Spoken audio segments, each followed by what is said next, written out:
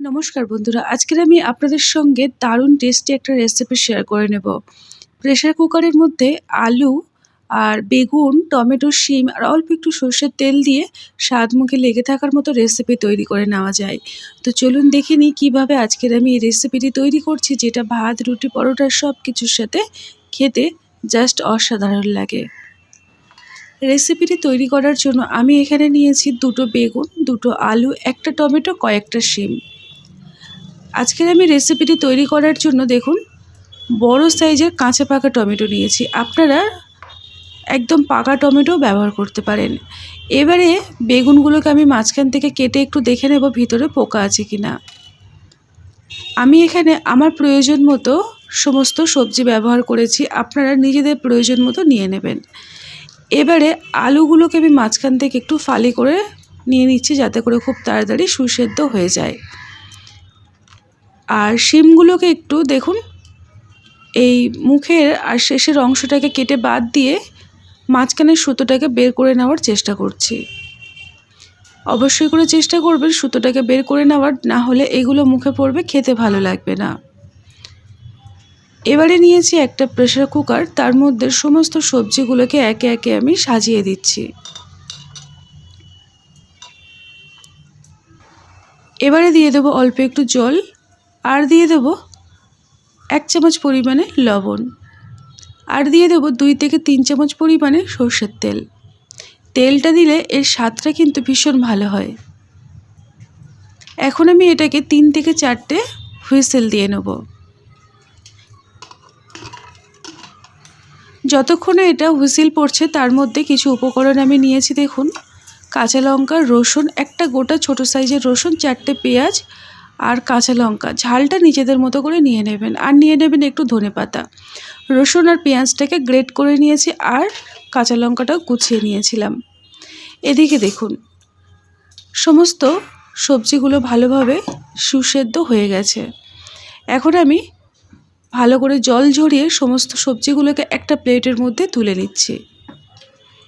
রেসিপিটি একদম সহজ সরল, তবে আপনারা এর স্বাদ ভুলতে পারবেন না, এতটা টেস্টি খেতে হয়। এই দেখুন সমস্ত সবজিগুলোকে বের করে নিলাম। এবারে যে কাজটা করতে হবে, যেহেতু আমি এখানে নতুন আলু নিয়েছি, দেখুন আলুগুলো সিদ্ধ হয়েছে তবে গোটা গোটা আছে।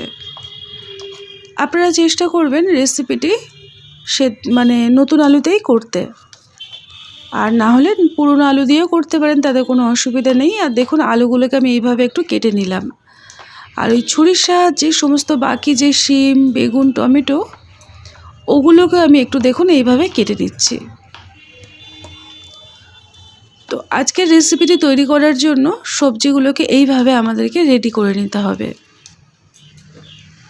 এরপরে আমাদেরকে যে কাজটা করতে হবে, একটা কড়াইয়ের মধ্যে আমি দিয়ে দিলাম পর্যাপ্ত পরিমাণে সর্ষের তেল। তেলটাকে ভালো করে গরম করে প্রথমে রসুনটাকে আমি দিয়ে দিলাম, তারপরে দিয়ে দিচ্ছি পেঁয়াজ কুচো।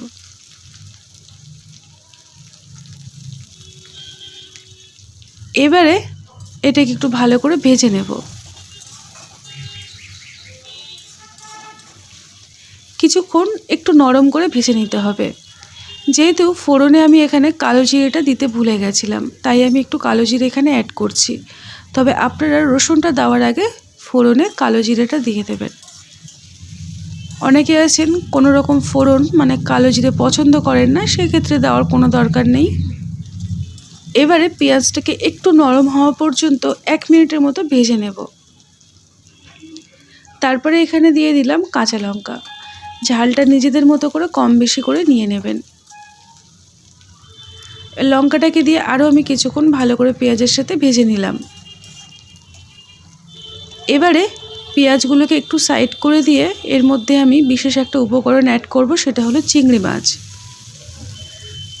আমি এখানে ছোট্ট ছোট্ট সাইজের চিংড়ি মাছটা ব্যবহার করছি। আপনারা বড় চিংড়িও ব্যবহার করতে পারেন, তবে সেগুলোকে 2 টুকরো করে নেবেন। এবারে লবণ আর হলুদ মাখানো চিংড়ি মাছটাকে পেঁয়াজের সাথে 1 মিনিটের মতো ভেজে নেব। খুব একটা বেশিক্ষণ ভাজবো না, তাহলে চিংড়ি মাছটা শক্ত হয়ে যাবে, খেতে ভালো লাগবে না। এবারে এর মধ্যে দিয়ে দিলাম অল্প একটু হলুদ গুঁড়ো। অল্প একটু বলতে পরিমাণটা আপনারা দেখে বুঝতে পারছেন, একটা ছোট্ট চামচের তার হাফ চামচ পরিমাণে আমি সমস্ত গুঁড়ো মশলা ব্যবহার করছি।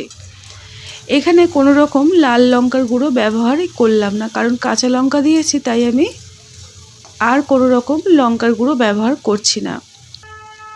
এবারে বেশ কিছুক্ষণ নাড়িয়ে চাড়িয়ে মশলাটাকে ভাজা ভাজা করে নিয়ে তারপরে আমি এখানে সবার প্রথমে আলুটাকে অ্যাড করব। বাকি সবজিগুলোকে দেওয়ার আগে আলুটাকে চেষ্টা করবেন একটু ভালো করে সমস্ত কিছুর সাথে কষিয়ে নিতে। এতে করে দেখবেন আলুটা আগের তুলনায় একটু নরম হয়ে যাবে আর খেতেও কিন্তু বেশ ভালো লাগবে। মোটামুটি 2 থেকে 3 মিনিট ভালো করে নাড়িয়ে চাড়িয়ে আলুটাকে একদম ভালো করে শুকনো করে কষিয়ে নিতে হবে। কিছুক্ষণ এইভাবে নাড়াচাড়া করার ফলে আলুটা দেখবেন খুব সুন্দরভাবে কিন্তু কষানো হয়ে যাবে। এবারে আমি এখানে দিয়ে দেবো আগের থেকে সিদ্ধ করে রাখা বাকি সবজিগুলো, টমেটো, শিম আর বেগুন।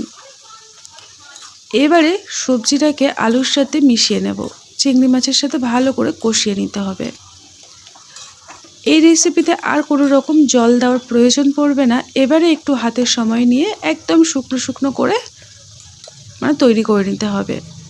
এখানে আমি স্বাদ মতো লবণ দিয়ে দিলাম। আগে যেহেতু লবণ দিয়েছিলাম তাই বুঝে শুনে লবণটা দিতে হবে।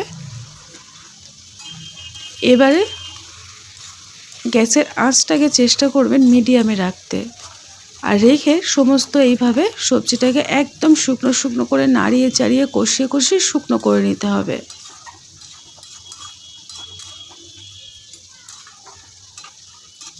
এখানে আমি কিছুক্ষণ ঢাকনা দিয়ে রাখবো, যাতে করে আলু সবজি সমস্তটার মধ্যে যে মশলা সব তার ফ্লেভারটা খুব ভালোভাবে ঢুকে যায়। এবার আমি ঢাকনাটাকে খুলে আবারও ভালো করে নাড়িয়ে চাড়িয়ে দিচ্ছি। এই রান্নাটা হবে একদম শুকনো। আপনি যদি চামচে করে তোলেন একটা মাপ চলে আসবে, বা হাতের মধ্যে নেবেন দেখবে একদম শুকনো ডলা পাকিয়ে যাবে। এই রকম ধরনের শুকনো করে তৈরি করে নিতে হবে। এই রান্নাটা আপনারা ভাত বা রুটি দিয়েও খেতে পারবেন, তবে ভাত দিয়ে খেতে এর স্বাদ মুখে বলার মতো নয়, এতটা টেস্টি খেতে হয়। আর আরেকটা কথা, যারা সবজি খেতে অপছন্দ করে তাদেরকে আপনি এই রকমভাবে সবজি খাওয়াবেন, দেখবেন তারাও কিন্তু আঙুল চেটে পুটে খেতে বাধ্য হবে। আমি আপনাকে এতটুকু গ্যারান্টি দিচ্ছি। যদি আমার ওপরে এতটুকু বিশ্বাস থেকে থাকে তাহলে আপনারা রেসিপিটি বানিয়ে দেখতে পারেন। একটুও কিন্তু ঠকবেন না, স্বাদ মুখে লেগে থাকবে আর মনে হবে বারে বারে যেন এই রেসিপিটি তৈরি করে নিই। তো বন্ধুরা, সবার শেষে আমি দিয়ে দিলাম কিছুটা পরিমাণে ফ্রেশ ধনেপাতা কুচো দিয়ে আমি এটাকে নাড়িয়ে চাড়িয়ে গ্যাসের ফ্লেমটাকে অফ করে ঢাকনা দিয়ে রাখবো কিছুক্ষণ স্ট্যান্ডিং টাইমে। তারপরে আমি একটা সার্ভিং প্লেটের মধ্যে এটাকে সার্ভ করে নেব। তো বন্ধুরা, আজকের আমার রেসিপিটি একদম তৈরি হয়ে গেল। যদি এই রকমই নানা রকম নিত্য নতুন ঘরোয়া রেসিপি পেতে চান তাহলে খাই অনুর রান্নাঘর চ্যানেলটিকে সাবস্ক্রাইব করে নোটিফিকেশনে অল বাটনটি প্রেস করে দেবেন। তাহলে দেখবেন আমার সব রকম রেসিপি আপনাদের কাছে পৌঁছে যাবে, সেটা নতুন হোক বা পুরনো। দেখুন গরম আমি সার্ভ করে নিচ্ছি, আর এটা গরম ভাত দিয়ে খেতে জাস্ট অসাধারণ লাগে। আজকের মতো এই পর্যন্ত। সবাই ভালো থাকবেন, সুস্থ থাকবেন।